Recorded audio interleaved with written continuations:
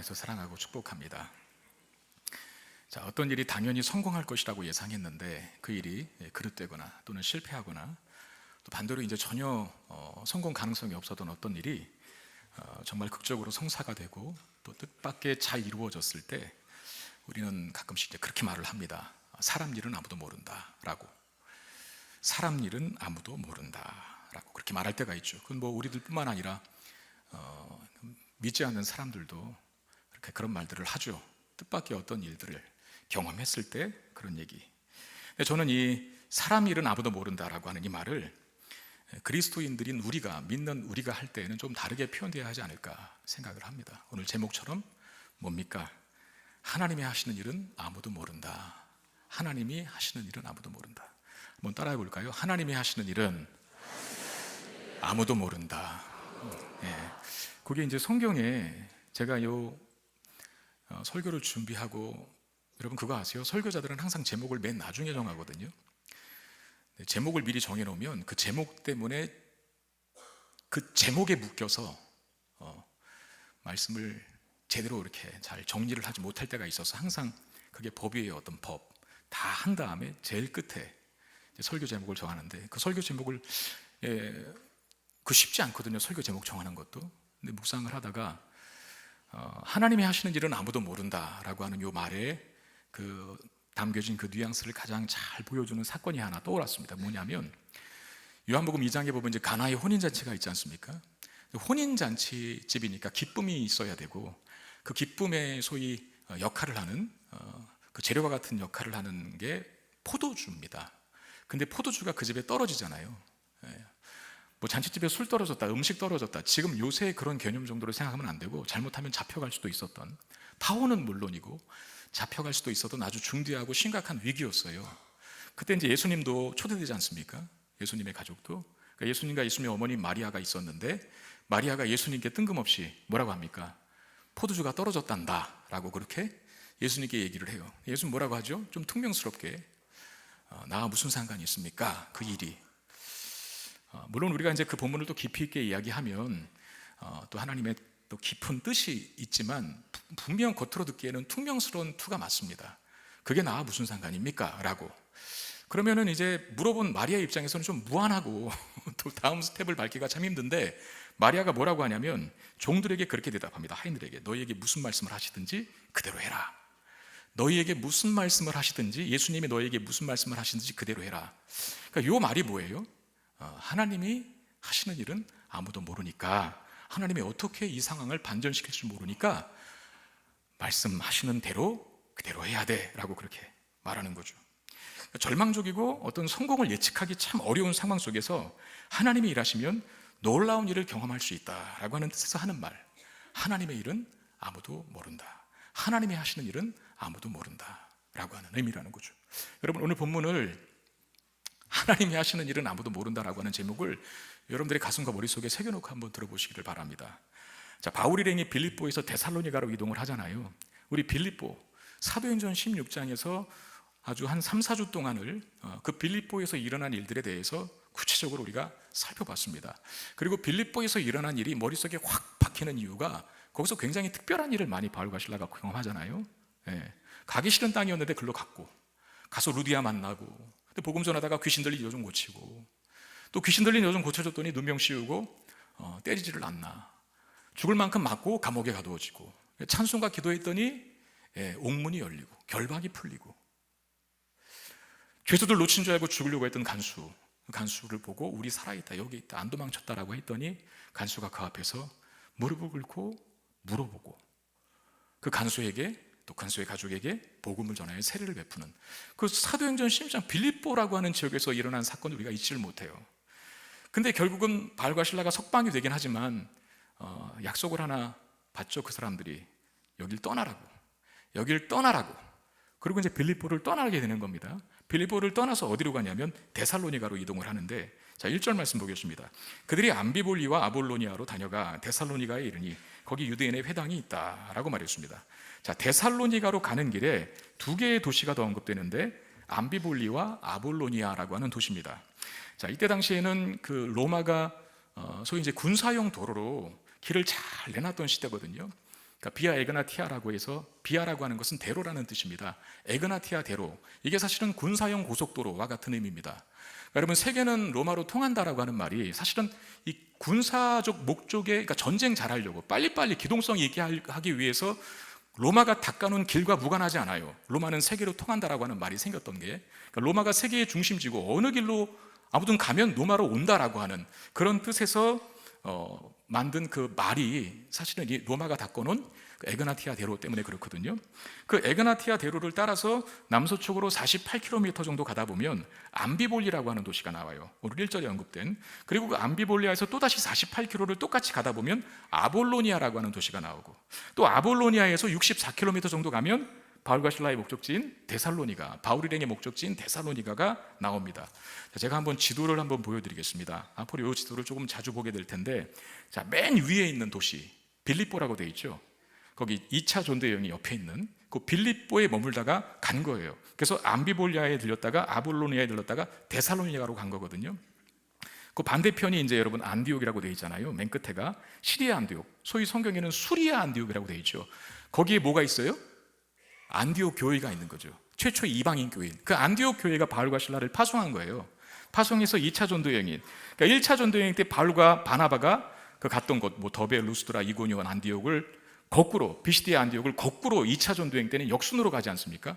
가다가 드로아까지, 성령의 인도하심을 따라 드로아까지 가서 배 타고 레아폴리에 이르러서 빌립보에 들어간 거죠. 그 빌립보에서 그 일들이 있었던 것이고, 우리가 몇 주 동안 살펴본, 그리고 나서 이제 데살로니가로 가는 겁니다.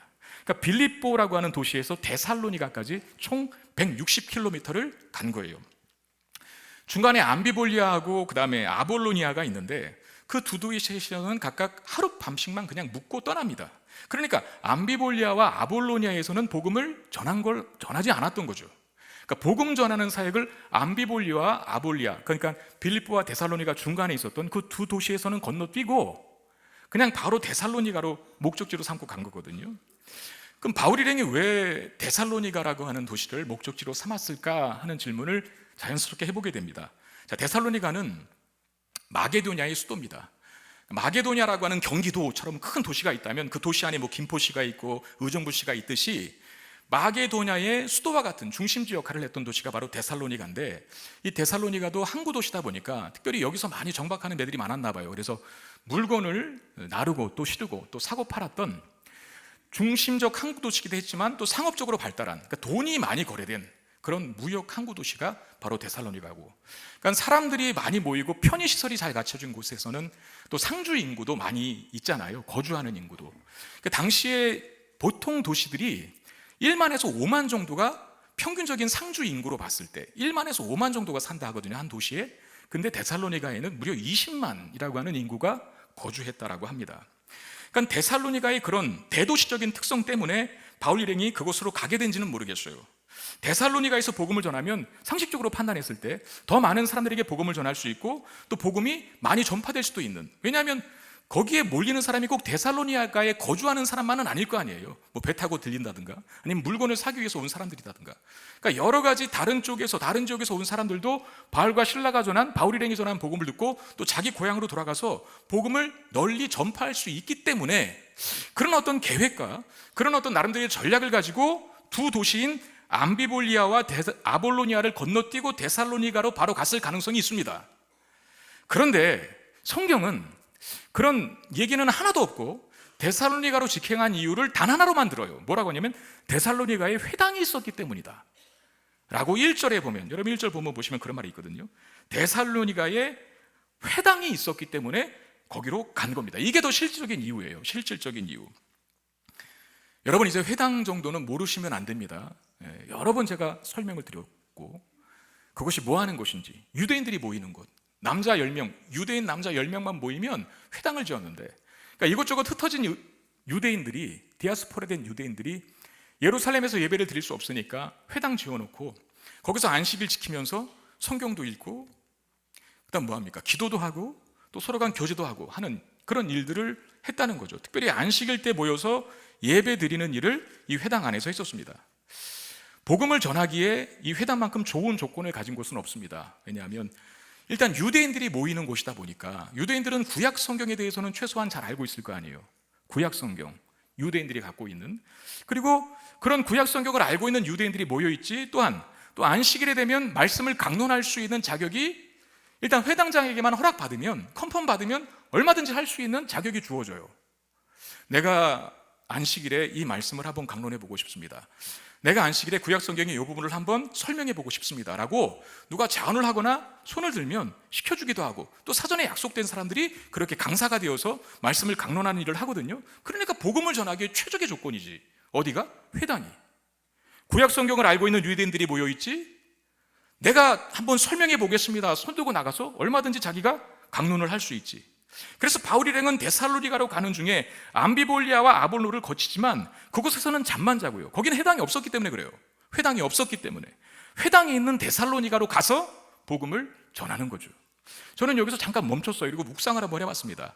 회당이 없는 두 도시는 건너뛰고 회당이 있는 데살로니가에 머물면서 그곳에서 복음을 전하는 이 바울 일행을 한참 묵상해봤어요. 참 회당이 있는 데살로니가는 복받은 동네구나, 그런 생각을 해보게 되는 거죠. 회당이 없는 두 도시는 건너뛰었거든요. 회당이 있는 대도시인 데살로니가, 물론 그 데살로니가가 대도시고 또 항구 중심 도시고 상업이 발달한 지역이라고 해서 그게 자랑스럽고 그게 복이 있다라고 말하는 게 아니라, 바울이 대도시이기 때문에, 단지 상업도시이기 때문에, 사람이 많이 모이는 곳이기 때문에 간 게 아니라, 그곳으로 간 게 아니라 회당이 있기 때문에 갔다 했거든요. 데살로니가라고 하는 도시가 복받은 도시인 이유는 뭡니까? 그곳에 회당이 있어서. 소위 스킵 당하지 않잖아요. 건너뛰지 않잖아요. 그곳으로 가잖아요, 복음 전하려고. 제가 며칠 전에 저희 우리 교회에 이제 권사님 한 분의 딸이 이제 얼마 안 있으면 결혼하는 것 때문에 한번 인사를 하고 오겠다고 해서 인사하고 얘기 나누면서 또 기도해 주었던 적이 있었습니다. 최근의 일인데, 근데 이제 그 청년이, 그 권사님 따님이 결혼하는 남성이 우리나라 사람이 아니라 일본 남성이었어요. 여러분, 참 딸을 가진 부모 입장에서 자신의 딸을 다른, 자기가 사는 동네도 아니고 다른 지역에 보내는 것도 친정엄마 입장에서는 가슴 아픈 일이잖아요. 그러니까 제가 저희 집사람을 보니까 참 친정어머니가 곁에 가까이 있다는 게 얼마나 좋은 일인지 눈으로 똑똑히 확인했거든요. 친정어머님이 오시면 정말 다 해줘요. 저희 친정어머님은 큰딸, 둘째딸, 셋째딸이 있거든요. 싱크대에서 친정어머니들이 순교한다는 말을 저는 이해를 못했는데, 저희 집 보면 그게 맞다라는 생각이 들 정도로 아무튼 친정어머니는 모든 걸 다 해줘요. 조금 어려움이 있으면 가장 또 찾기 쉬운 상대가 친정어머니들 아닙니까? 아내들의 입장에서는 가까이 살면 참 좋잖아요, 본인 딸이. 그런데 다른 지역도 아니고 다른 나라로 시집을 가서 결혼은 우리나라에서 하는데 살기는 일본 땅에 가서 살아야 한다는 거예요. 그래서 제가 저도 딸 가진 부모 입장에서 참 힘들겠다, 어떡하나. 그래서 목사가 권면할 게 뭐가 있습니까? 이렇게 권면했죠. 꼭 교회 나가라고, 가까운 교회에 꼭 나가서 예배 드려야 된다고, 그 기도하면서 또 교회 안에서 우리 커뮤니티도 형성하고 또 믿음의 동역자를 만나야 그 땅에서의 삶을 견딜 수 있지 않겠나는 식으로 이제 말을 했는데, 제가 아차 싶었던 게 우리나라가 아니잖아요. 무슨 뜻입니까? 일본에는 교회가 그렇게 많지 않거든요. 그 제가 실수했다는 생각이 들어요. 일본에는 그렇게 가까운 집 근처에 교회가 있는 게 아닌데, 우리나라는 참 100m 반경으로 참 교회가 많잖아요. 풍무동에도 100m라고 이렇게 원 그어놓으면 거기 원 안에 들어오는 교회들이 한두 군데가 아닐 겁니다. 우리는 맘만 먹으면 얼마든지 교회를 쉽게 옮길 수도 있고, 어디로 이사를 가도 가까운 교회에서 신앙생활 하세요라고 하는 말이 그렇게 어려운 말이 아니에요. 가까운 곳 어디를 가든지, 어느 지역으로 이사를 하든지 가까운 곳에 근처에 꼭 교회가 있거든요. 우리는 여러분 그걸 복으로 알고 삽니까? 내가 사는 근처에 가까운 교회가 있고 그 교회에서 예배드릴 환경이 있고 또 같은 믿음과 신앙을 가진 사람들이 서로 교제하고 나누는 공동체가 있으며, 또 가까운 곳에서 목회자들이 여러분들의 신앙을 지도하면서 이런저런 권면을 해주고, 정말 요구만 하면 전화 한 통하면 불이 나게 달려가는 교육자들이 가까이 있다는 게 얼마나 큰 복인지. 귀한 것을 여러분 귀한 것을 여기지 않으면, 이런 말이 참 죄송한데 거두어 가십니다. 그러니까 우리가 코로나 때 뼈저리가 깨달았잖아요. 코로나 3년 지나면서 이곳에 함께 모여서 예배할 수 있다는 것이 얼마나 큰 축복이고 은혜였는가. 그게 축복이고 은혜였는지는 몰랐어요. 교회에 나와서 예배 드려주는 내가 자랑스러웠지. 말이 좀 그렇잖아요. 교회에 나와서 예배 드려주는 나, 사실 다 그렇게 똑같이 생각했거든요. 이게 얼마나 감사한 자리인지 몰랐죠. 근데 코로나 겪으면서 야, 이것도 우리 마음대로 안 되는 거구나. 그러니까 우리가 그때 많이 들었던 메시지 중에 하나가, 저도 많이 다른 목사님들에게 들었고 저도 깨달았던 바가, 우리가 이 예배의 자리, 함께 모여 예배하고 교회 공동체를 함께 교제하고 나눈다는 그 사실을 우리가 소중하게 여기지 않은 탓에 하나님이 한번 거두어 가시면서 그게 얼마나 소중했던 건지 알아봐라, 그게 얼마나 소중했던 건지 느껴봐라라고 하는 차원에서 우리에게 코로나를 주신 건 아닐까. 우리 그렇게 회개하고 기도했었지 않습니까? 회당이 없는 암비볼리와 아볼로니아는 건너뛰고 회당이 있는 데살로니가로 직행한 것을 보면서 또 하나 생각해 보게 되는 것.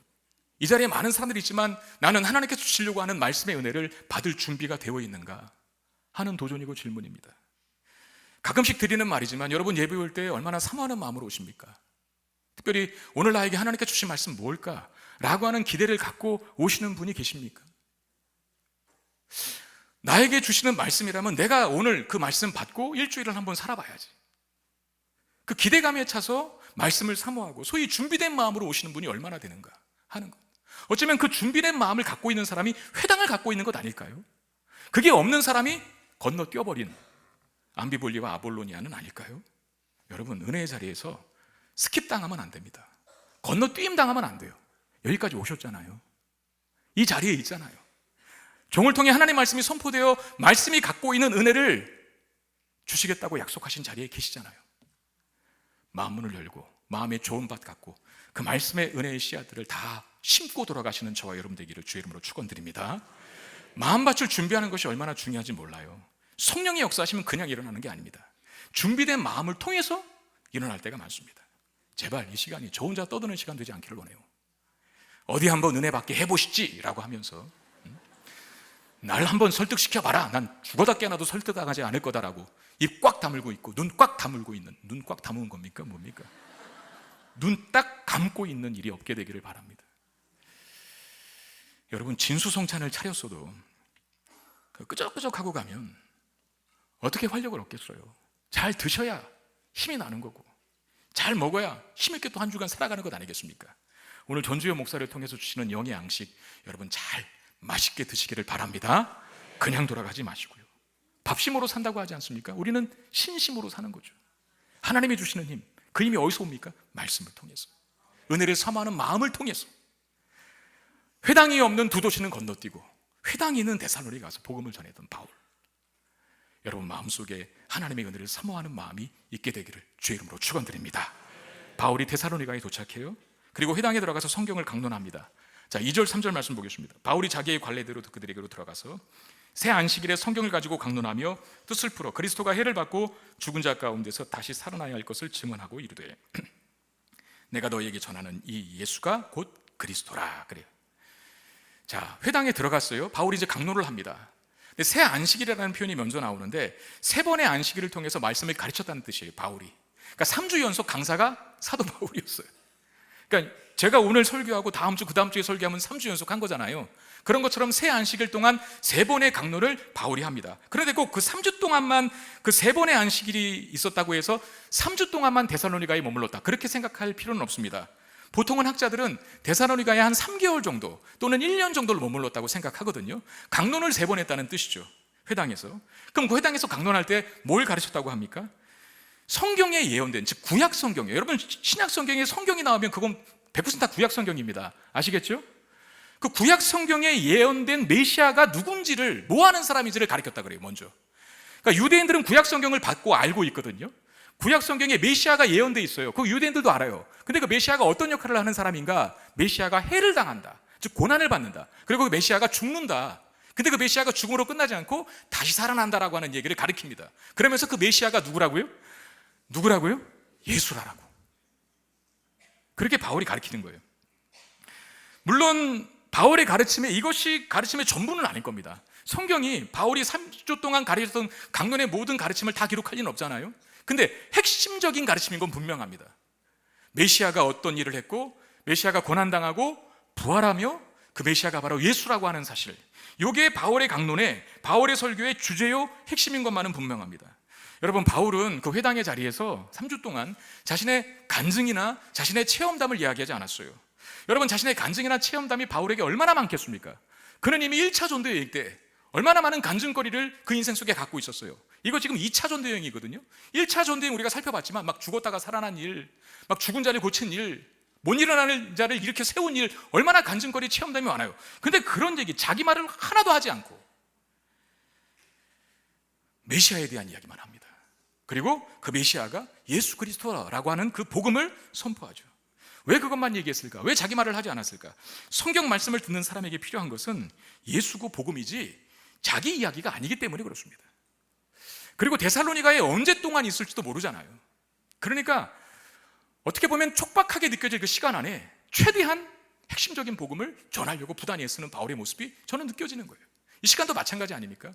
저 길어야 35분, 40분밖에 못해요. 더 하고 싶어도 못해요. 그런데 이 시간에 그냥 재미난 이야기하고 끝나고, 웃고 떠드는 거 참 좋죠. 웃음 참 좋은 겁니다. 긴장을 풀기도 하고 좋은 분위기를 연출하기도 하죠. 근데 웃고 끝나면 뭐가 남습니까? 재미난 이야기 저도 많이 알아요. 할 줄 알고 혼을 쏙 펴놓고 여러분들의 잠을 확 달아나게 만드는 이야기 얼마든지 많이 할 수 있어요. 그러나 이 촉박한 시간에 다른 얘기를 못 하는 거예요. 복음만 전하려고 하는 거예요. 예수의 이야기, 복음의 이야기가 여러분들의 영혼을 구원하고 여러분들의 영혼을 치유하고 여러분들의 삶과 인생을 바꿀 수 있는 거지, 재미난 이야기, 잠을 확 달아나게 만드는 이야기가 바꾸는 게 아니라는 거예요. 모르겠어요. 또 여러분들이 자꾸 조시면 저도 모르게 또 재미난 얘기를 하게 될지는 모르겠네요. 그만큼 정말 전해야 될, 여러분들이 들어야 될, 그걸 못 전하고 못 듣게 되는 참사도 발생할 수 있잖아요. 여러분, 바울을 보십시오. 복음을 들었던 바울이 어떻게 됐는가? 180도로 바뀌었잖아요. 그의 인생이. 복음을 회방하는 자에서 복음을 전하는 자로 바뀌었고, 죽이는 자에서 살리는 자로 바뀌지 않았습니까? 그리고 오늘 본문도 보십시오. 바울이 복음을 전하고 있다는 것은 뭘 전제합니까? 그가 복음을 소유하고 있고 예수를 마음속에 새기고 있다는 뜻 아닙니까? 복음을 소유한 자 바울이 얼마나 강력한가를 한번 보십시오. 복음 전하다가 빌립보에서 죽을 만큼 매맞았잖아요. 또 감옥에도 갔잖아요. 여러분, 인생 살다가 감옥에 가는 경험을 한 사람들이 몇 명이나 될까? 복음 전하다가 감옥에도 가요. 그리고 오늘 본문에도 데살로니가의 회당에 또다시 들어갑니다. 회당에 있는 도시들이 여러 개 있는데 1차 전도 여행 때 비시디아 안디옥에서 회당에서 복음 전하다가, 또 이고니온에서 회당에서, 이고니온이라고 하는 도시에 있는 회당에서 복음 전하다가 바울이 죽을 뻔한 위기를 넘기거든요. 핍박당하고. 여러분, 복음 전하다가 매를 맞고 감옥에 갔는데 또 복음 전할 용기가 생길까요? 회당에서 그렇게 복음 전하다가 죽을 뻔하고 핍박을 당했는데 또 회당에 갈 용기가 생길까요? 미국에는 이런 교회도 있었답니다. 그 무슨 침례교회인데 목사님이 하도 직설적인 메시지를 너무 잘 전하는 거야. 그러니까 단순하게 얘기하면 여러분들이 잘 듣기 싫어하는 얘기, 성도들이 참 거부감을 일으키는 메시지를 자꾸 전하는 거예요. 그게 뭐냐면, 당신들은 죄인입니다. 뭐 똑바로 살아야 합니다. 뭐 그렇게 살아서 천국 갈 수 있겠습니까? 막 이런, 그 왜 이렇게, 그걸 뭐라 그러죠 보통? 그 치는 설교 있지 않습니까? 강력한 설교를 너무나 힘있게 하는데 그러다가 회중에서 총알 날라왔어요. 누가, 기분 나쁜 누가 총 쏜 거예요. 근데 다행히 그 총알이 비껴갔어요. 여기 혹시 총 가진 사람은 없죠? 미국엔 총기 자유잖아요. 그 총기 좀 어떻게 규제했으면 좋겠는데, 우리나라는 영원토록 총기 자유함, 그 총기 자유 안 되게 여러분 기도해야 될 줄로 압니다. 그 총을 쏜 거예요. 저 같으면 나 다음 주에 또 설교할 수 있을까? 고민했을 거예요. 근데 그분이 또 섰어요. 똑같은 메시지를 반복합니다. 근데 하나 준비한 게 있었어요. 뭐냐면, 뭘까요? 같이 총 들었을까요? 같이 총 들고 설교했을까요? 방탄유리, 강대상에다가 방탄유리 세우고 또 다음 주에 썼어요. 야, 저런 용기가 어디서 나올까? 바울도 마찬가지 아닐까요? 어쩌면 총보다 더한 거죠. 죽을 만큼 왜 맞았잖아요. 감옥에도 가뒀잖아요.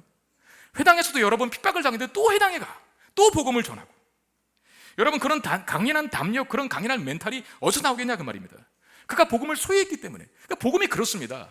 진리의 메시지가 사람을 이렇게 바꿔요. 재미난 이야기가 바꾸는 게 아니라, 잠을 확 깨게 하는 이야기가 여러분들을 바꾸는 게 아니라, 여러분들의 인생을 바꾸고 여러분들을 강하게 만드는 것은 복음밖에 없습니다. 하나님 말씀밖에 없습니다. 그래서 이 귀한 시간에 저는 다른 얘기 하지 않겠습니다. 복음, 하나님 말씀을 전하려고 최선을 저와 우리 목사님들이 다 할 거예요. 하나님 말씀은 우리 이상되게 하는 능력이 있는 줄 믿으시길 바랍니다.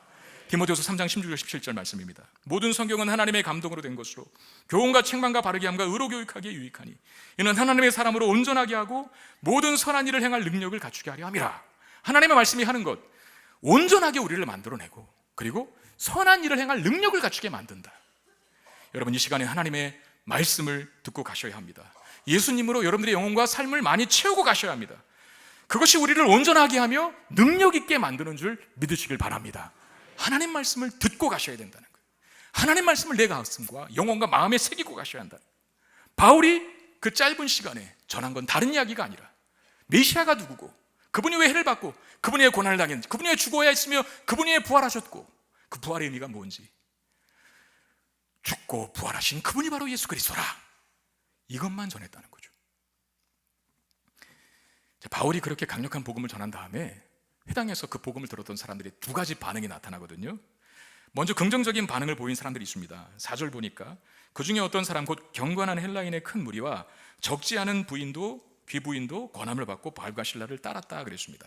경건한 헬라인, 하나님을 경외하는 이방인들을 말해요.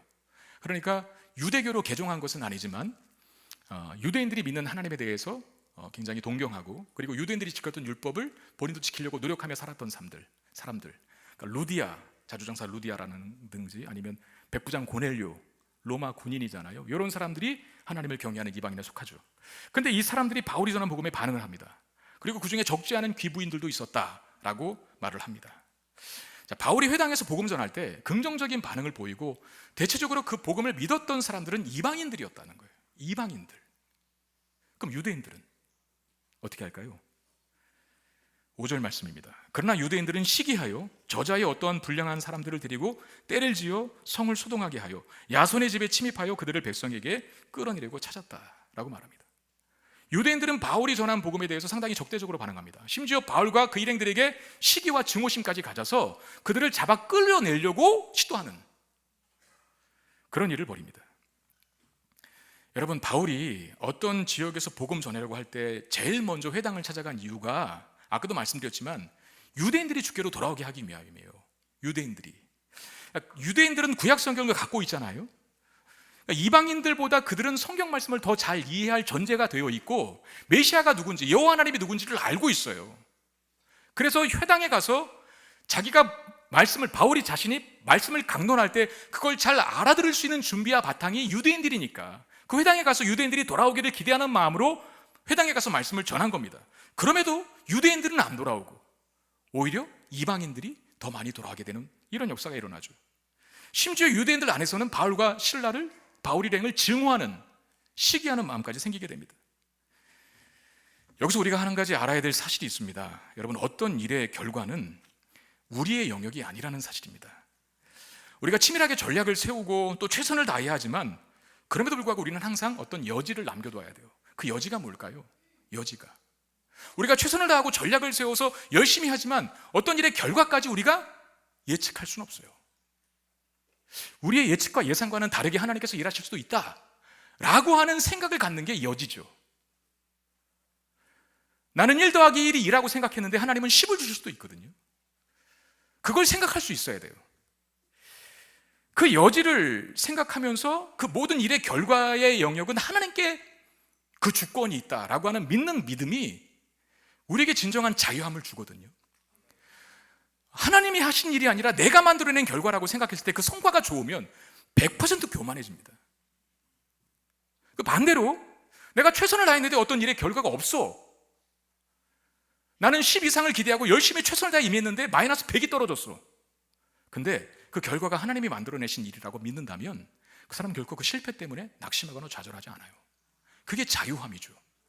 결과의 영역은 하나님께 있다는 그 믿음을 가진 사람들의 자유함이 그겁니다. 근데 여기서 한 가지 오해는 하지 마세요.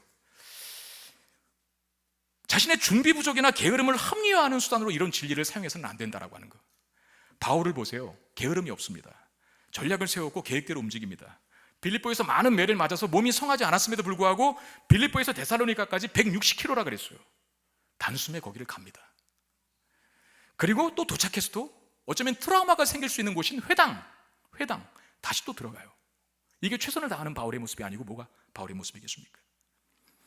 그런 다음에 주시는 결과는 하나님께 맡기는 거예요. 하나님께. 만약에 바울이 내가 최선을 다했으니까 이런 결과를 주십시오라고 단정했다면 유대인들이 안 돌아오는 모습 때문에 크 빠졌을 겁니다. 아마 내가 이렇게 열심히 했는데 왜 유대인들이 우리를 증오하지? 복음을 받아들이지 않을 뿐만 아니라 저들이 왜 우리를 시기하지라고 하면서 아마 어깨 축 늘어졌을 겁니다. 모든 기운이 다 빠졌겠죠. 그러나 뜻밖의 이방인들이 복음을 듣고 따릅니다. 바울이 자신이 예상한 결과에 매였다면 유대인들이 돌아오지 않는 것에 대해서 코가 빠졌을 것이고 이방인들이 많이 돌아오는 것에 대해서 굉장히 의아하게 생각했겠죠. 그런데 바울은 그 여지를 갖고 있었어요. 내가 최선을 다하지만 내가 예측한 결과치가 있지만 결과의 주권은 하나님께 달려있으니 유대인이 돌아오지 않아도 코 빠지지 않았던 것이고 이방인이 많이 돌아와도 그 일에 교만하지 않았어요. 유대인이 돌아오지 않고 이방인들이 복음을 듣고 따르는 모습, 특별히 적지 않은 귀부인들이 바울을 따랐다라고 되어 있는데 그 귀부인들은 그 당시 헬라의 최고위층 여성들입니다. 그러니까 권력을 갖고 있고 그리고 돈과 재력을 갖고 있는 사람들이겠죠. 여러분 우리 식으로 따지면 그 모든 세상의 것들을 수혜하고 있는 사람들이 참 예수 믿기가 어렵잖아요. 왜? 본인이 다 잘하니까. 근데 그들이 주께로 돌아와요. 그러니까 이 여지, 하나님은 우리의 예측과 기대와는 다르게 우리는 이쪽에서 이만큼 열매를 기대했는데 하나님은 정반대로 다른 쪽에서 열매를 그 이상으로 맺게 하실 수도 있거든요. 그게 하나님 방법이죠. 우리가 기대한 열매가 없다 하더라도 다른 쪽에서 반드시 열매를 맺게 하실 수 있는 하나님을 늘 기대하고 사시기를 바랍니다. 저는 제가 설교자니까 그런 경험을 너무나 많이 해요. 어느 날은 제가 정말 죄송합니다면 내가 이번 주에는 설교를 너무 잘했다, 이 설교는 참 좋다라고 생각했을 때 별로 반응이 없을 때가 많아요.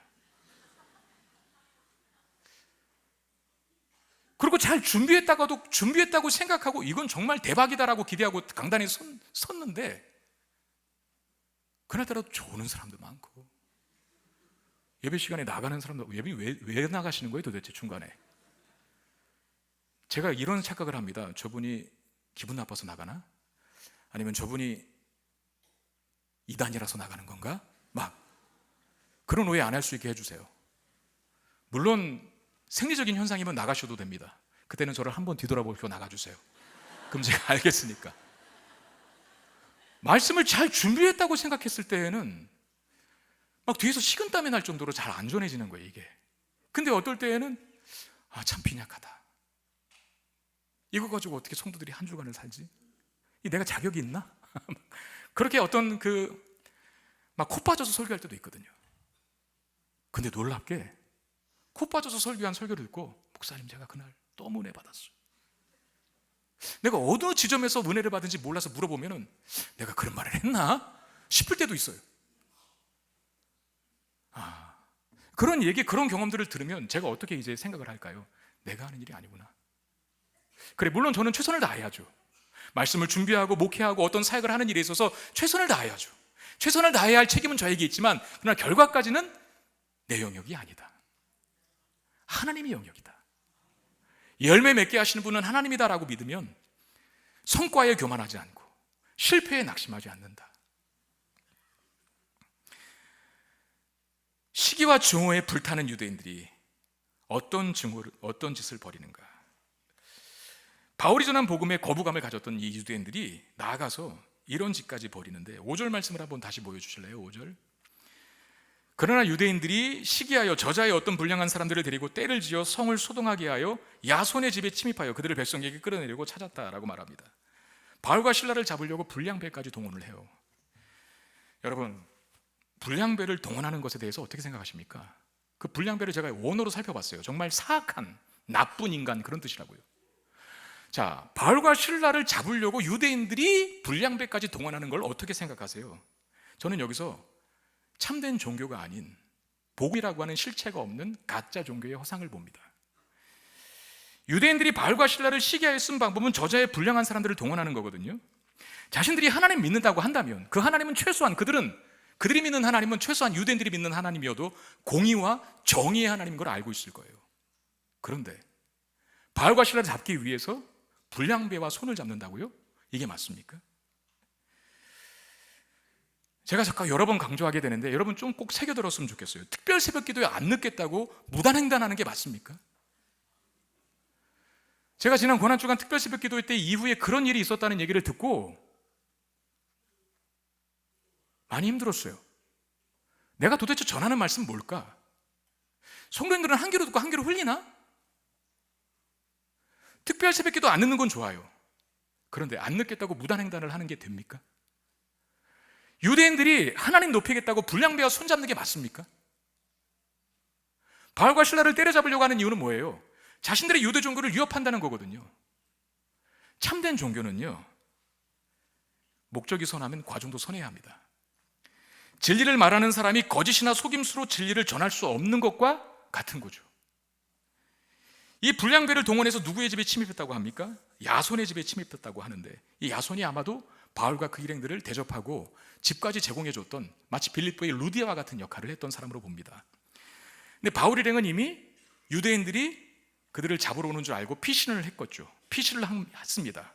대신 잡으러 온 유대인들이 야손과 믿는 형제들을 잡아가는데, 자, 이 야손과 형제들은 어떻게 되는가? 그래서 9절에 보면 야손과 그 나머지 사람들에게 보스금을 받고 놓아줬다라고 말합니다.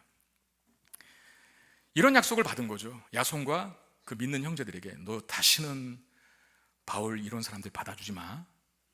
또 한 번 그들과 어울리는 모습 보면 그때는 아주 각오해. 그러면서 뭐 어마어마한 이제 보석금을 받은 거죠. 그리고 만약에 바울 일행이 또 나타난 것이 보이면 이거 못 준다. 그게 보석금의 기능 아닙니까? 어쩌면 예수를 믿는 믿음도 포기하라고 그런 회유, 그런 협박도 이 야손과 예수 믿는 형제들이 받았을지도 모르겠어요. 그럼 바울의 입장에서 한번 생각해 보세요. 바울이 지금 유대인들이 잡으러 온다는 걸 알고 바울과 그 일행이 피신했어요. 아마 다른 도시로 떠났던 거로 보입니다. 그러면 떠나가면서도 이런저런 걱정 들지 않겠어요? 남겨져 있는 교인들, 우리가 복음 전에서 예수를 믿겠다고 결심한 그 어린 신자들에 대한 걱정과 근심 생기지 않았겠습니까? 그런 무거운 마음을 가지고 바울이 데살로니가를 떠나게 되는데, 자, 아까 보였던 지도를 다시 한번 보여주실래요?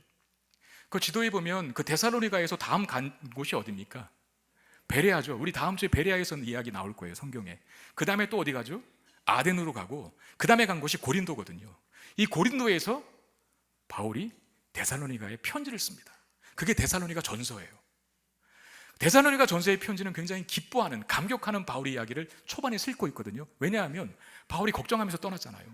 저렇게 고난이 심하고 핍박이 심하면, 저렇게 유대인들의 행포가 심하면 어떻게 저 어린 신자들이 복음을 끝까지 유지할 수 있을까? 믿음을 끝까지 고수할 수 있을까라고 하는 걱정 어린 마음을 갖고 무거운 발걸음으로 옮겼어요. 그리고 수개월이 지난 거예요. 수개월이 지난 다음에 편지를 쓰게 되는데, 편지를 쓴 이유가 있어요. 소식을 들은 거예요. 바울 선생님, 데살로니가의 성도들이 고난 때문에 복음을 팔아먹지 않았습니다. 오히려 데살로니가의 교회 성도들이 예수를 더 잘 믿고 있습니다.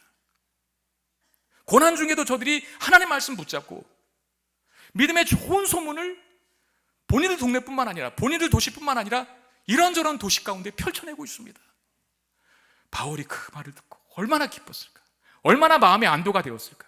왜? 그냥 어떻게 보면 자기가 피신해 왔잖아요. 그거에 대한 부담감도 있지 않았을까요? 같이 고난 받아야했어야 되는데, 내가 마치 도망쳐 온 것 같은 느낌.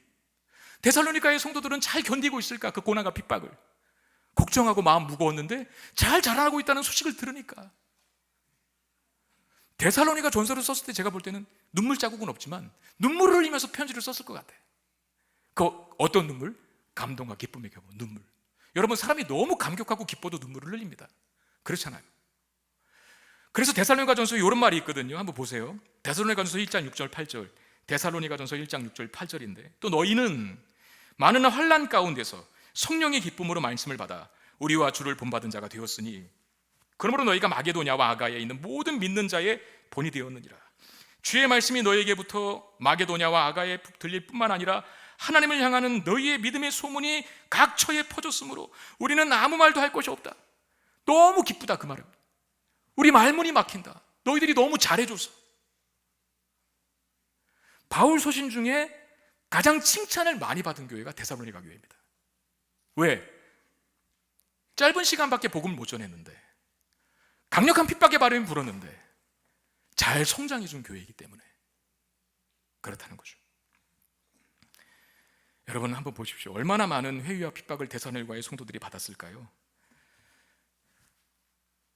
비교적 짧게 있었고, 그러나 그 짧은 시간에 비해 데살로니가 교회의 성도들의 믿음이 예상 밖에 잘 자라는 모습. 여러분들에게 질문하겠습니다. 이거 누가 하신 거죠? 하나님이 하신 겁니다. 하나님이. 우리가 모르는 사이에 하나님은 일하시고요, 하나님은 하나님의 일을 하십니다. 그러니 우리가 어떤 일에 염려와 걱정보다는 뭐예요? 기도해야 돼요. 오늘 본문은 하나님이 하시는 일은 참으로 예상하기 힘든 것임을 말해주고 있습니다. 유대인들의 회심을 기대하면서 회당에 가서 복음 전했는데 유대인들이 아니라 이방인들이 훨씬 더 많이 돌아왔어요. 그리고 다른 지역에 비하면 데살로니가에는 그리 오래 머물지 못했고, 그만큼 복음을 깊이 있게 전하지 못했음에도 불구하고 오히려 교회가 크게 성장하고 있는 모습을 보았어요. 수많은 고난을 당하게 되면 교회가 위축되는 게 수순이잖아요. 그런데 교회가 더 강력해진 모습을 데살로니가 교회가 보여줬습니다. 하나님은요, 우리의 예측과 예상의 범위를 뛰어넘어 일하실 수 있는 분임을 믿으시길 바랍니다. 그걸 가장 극명하게 보여주는 사건이 하나 있습니다. 십자가입니다. 십자가는 저주와 수치, 죽음과 패배의 상징입니다. 그런데 하나님은 그 십자가를 통해서 뭘 만들어내셨죠? 은혜와 생명, 그리고 영광과 승리를 만들어내셨습니다. 로마서 11장 33절 우리 한번 같이 선포하면서 읽겠습니다. 시작. 깊도다 하나님의 지혜와 지식의 풍성함이요 그의 판단은 헤아리지 못할 것이며 그의 길은 찾지 못할 것이로다. 아멘. 우리가 믿는 하나님이 이런 분이십니다. 그래서 우리는 이렇게 말할 수 있어야 돼요. 하나님이 하시는 일은 아무도 모른다. 그렇습니다. 여러분, 오늘 한 주간만이라도, 이번 한 주간만이라도 여러분들의 인생 앞에 그 수많은 위기와 암담한 미래, 예측 안 되는 상황과 현실에 놓여 있을지라도 그렇게 스스로 독백하세요. 그래, 하나님이 하시는 일은 아무도 몰라. 그래, 하나님은 이렇게도 일하실 수 있는 분이야. 하나님이 하시는 일은 아무도 모른다라고 여러분 스스로에게 독백하시고, 그리고 누군가가 불안해하고 염려하고 걱정하고 근심하는 누군가에게, 어떤 지체에게, 어떤 사람에게 그렇게 권면하세요. 하나님이 하시는 일은 아무도 모른다. 그것이 우리의 현실과 상황에 관계없는 하나님 주시는 평안을 우리 가운데 선물하게 될 줄로 믿습니다. 이 은혜 누리며 사는 복된 한 주 되기를 주의 이름으로 축원드립니다. 말씀 기억하며 찬양합시다.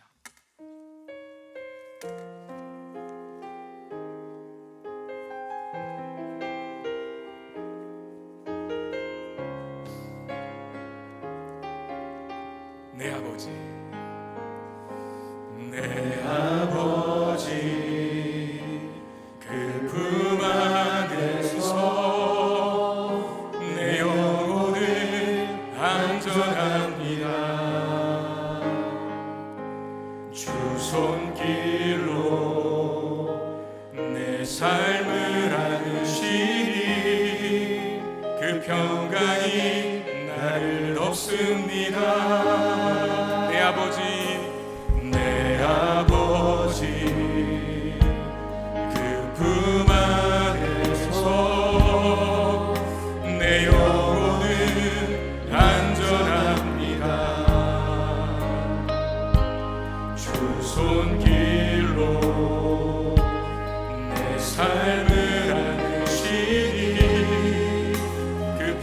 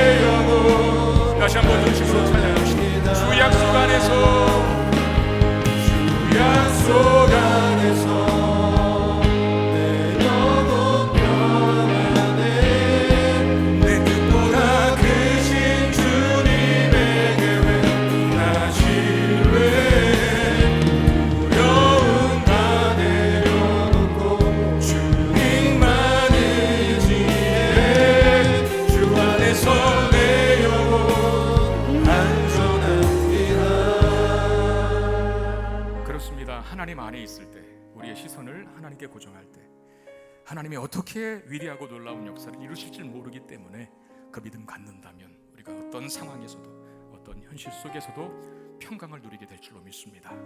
내가 주님 바라보는 그 믿음 흔들리지 않게 해달라고, 믿음의 굳건히 서서 주님께서 주시는 참된 평강, 내가 약속 안에 있음을 믿고 나를 통해 위대하고 놀라운 일을 행하실 것을 믿고 평강을 누리며 이 땅을 살게 해달라고 이 마음으로 같이 기도하는 시간 갖겠습니다. 기도하겠습니다. 오 하나님, 은혜와 사랑을 감사합니다. 주신 말씀 우리의 상황과 현실에 하나님 바라보는 믿음 있게 하소서. 주께서만 주실 수 있는 평강을, 참된 평강을 이 땅을 살게 수 있는 은혜 베풀어 주시옵소서. 내 삶의 조망이 온다. 내 현실이 얼마나 어두운지 간격없이 하나님 바라보는 믿음 가서 중단하지 않고 거두지 않으며 하나님 주시는 그 약속 믿고 평안 누리며 살게 되는 수가 주여 우리 이 믿음 흔들리지 않게 도와주시고 하나님이 하시는 일은 아무도 우리 스스로 독백하며 독백대로 되는 역사가 있게 해 주시옵소서. 어둠 중에도 풍랑 중에도 믿음의 성장을 이루어 계속 그러한 풍랑 승리하는 기대 속에 땅에서 되게 해 주시옵소서.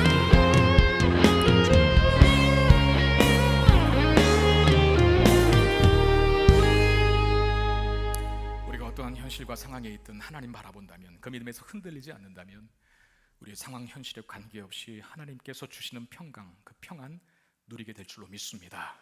그 믿음에서 흔들리지 않는 우리가 되게 하시고 약속 안에 거하는 자, 주 약속에 있는 자들의 그 삶의 복, 그 강력함, 그 담대함, 그 넉넉함 소유하며 살아갈 수 있는 우리가 되게 해 주시옵소서. 하나님이 하시는 일은 아무도 모릅니다 라고 하는 이 고백이 한 주간 우리의 삶에 승리를 만들어낼 수 있도록 은혜 더하여 주시옵소서. 귀한 이물을 하나님 앞에 올려드리오니 주의 나라를 위해 존귀하게 쓰여지게 하시고 한 주간 살아가는 성도들의 모든 삶의 필요를 우리 하나님께서 풍성하게 채워 주시옵소서.